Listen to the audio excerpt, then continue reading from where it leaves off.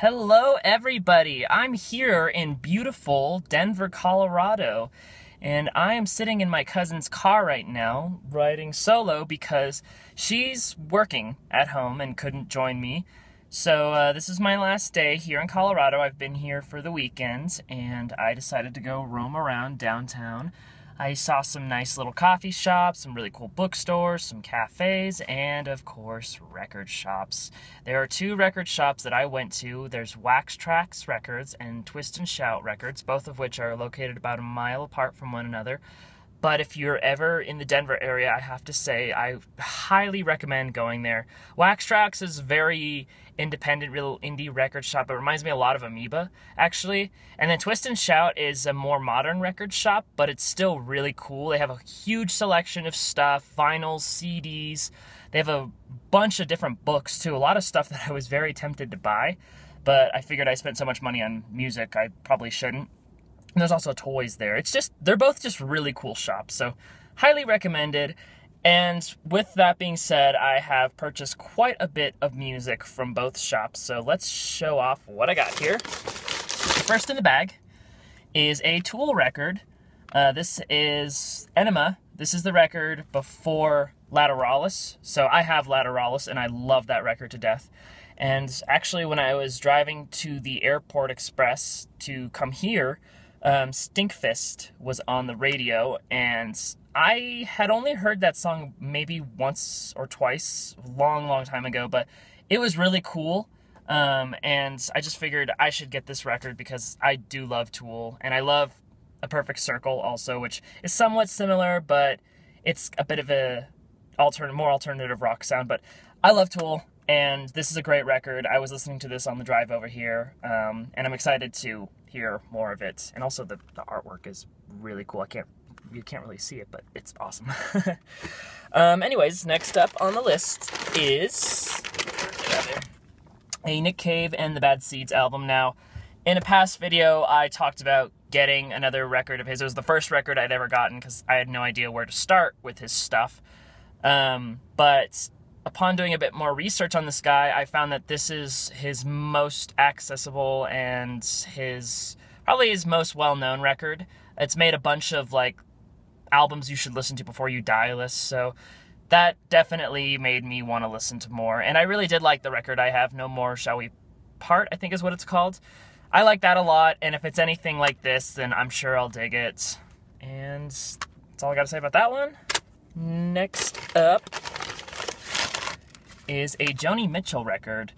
Now, I got this because of my dad. My dad and I were watching the band's The Last Waltz, the movie, and Joni Mitchell actually has a song on there. I really like that song, but we were talking a little bit about her because I was saying how I didn't know too much about her, and my dad said that this record is one of his favorites. He described it as experimental jazz folk, and I love experimental music, and jazz music is really cool, and so is folk music.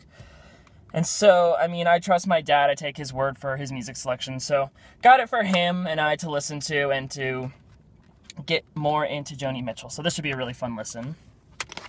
And next up, oh yes, this is a band called the Meat Puppets. I actually just picked this up because it was used, and I've heard some interesting things about it. So this book I was reading about punk rock has said a lot of good things about this record.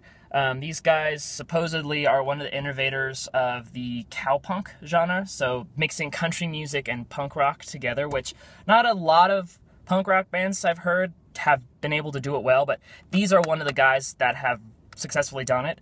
And like I said, it was rated highly in a lot of music listeners' lists, so I picked this up because it was used, and I wanted to see what all the hubbub is about, so this should be a really good listen too. And let's see, next up, I might get some hate for this one, but I don't really care. This is a group called Wizzard. Now, anyone who's familiar with them will know that this is a group that Kid Cudi, the rapper, started. It's Kid Cudi and this other dude, I don't even remember his name. But I really like Kid Cudi. His production is really good. He has kind of some psychedelic hip-hop sounding stuff. And I'm not even really that big into hip-hop, but I really do like Kid Cudi. And so, from what I've read about this record is he took a more alternative rock approach. I've heard a little bit of samples from this album, and initially I wasn't a big fan, but I mean, now that my taste has kind of grown a little bit more, I decided to actually give this record a fair listen.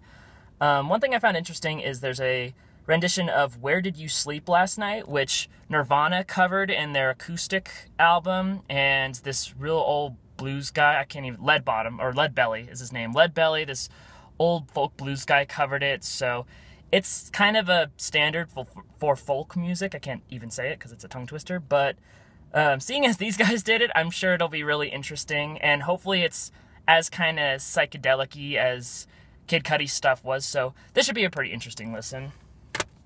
Okay, getting to the last couple. So next up on the list is a Galaxie 500 record. Now, I only really picked this up because doing a little bit of research on the shoegaze genre, these guys came up on the list, and just based on what I saw, they kind of incorporate shoegaze and slowcore. I don't even really know what that genre is, but that's what it said it was. And this is their debut album, Today, and there's a second disc on here that's just a bunch of it's called Uncollected Galaxie 500, so I guess it's just bonus material, B-sides, and demos and whatnot. So I picked this up because I'm interested in the shoegaze genre, and it seems pretty cool. I heard good things about them, so yeah, I don't really know what else to say. It should be all new stuff for me. And the next one, I'm really excited about this record, actually. This is My Bloody Valentine. I'm sure a lot of you know My Bloody Valentine for their album Loveless, which is very, very influential in the shoegaze genre. But after they released Loveless, they hadn't been that active at all, really. And so this record came out in 2007, and you can't get it online. By that I mean you can't digitally download it. You can only get it on CD or vinyl. And I'd been holding off on buying this record because it had always been on sale for at least $20, and I didn't really know if I wanted to throw down $20 on one CD, but seeing as I'm on vacation, I just figured I can't resist. I saw it, I got tempted, so I bought it, and I've actually been listening to this a little bit on my drive around here, and I fucking love it. So this is definitely, I think so far, it's worth it. It's such a great record. And as the frontman from the band said, he described it as, it's similar to our stuff, but kind of different, but still similar. So far I like it, and I'm sure I'll enjoy the rest of the record. And last but not least, this one's kind of a special one.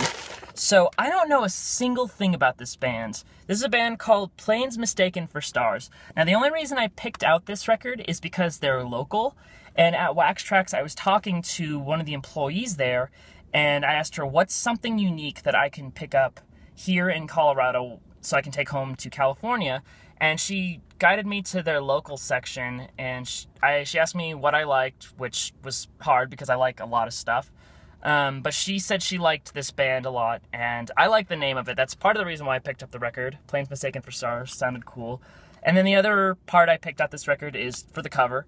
They had a couple other albums by these guys, and the cover on here just looked really cool. It's gritty and brutal, so I don't really know what this is going to sound like. This could be amazing, or this could be awful. But I'm guessing it's like punk or heavy metal. I'm going to probably go more on the metal side just based on how grotesque that is, but I'm excited to hear it, so it should be interesting, and I'm sure if I think it's worth sharing, it'll probably be written on the What I'm Listening to Facebook. But that's all I got for today.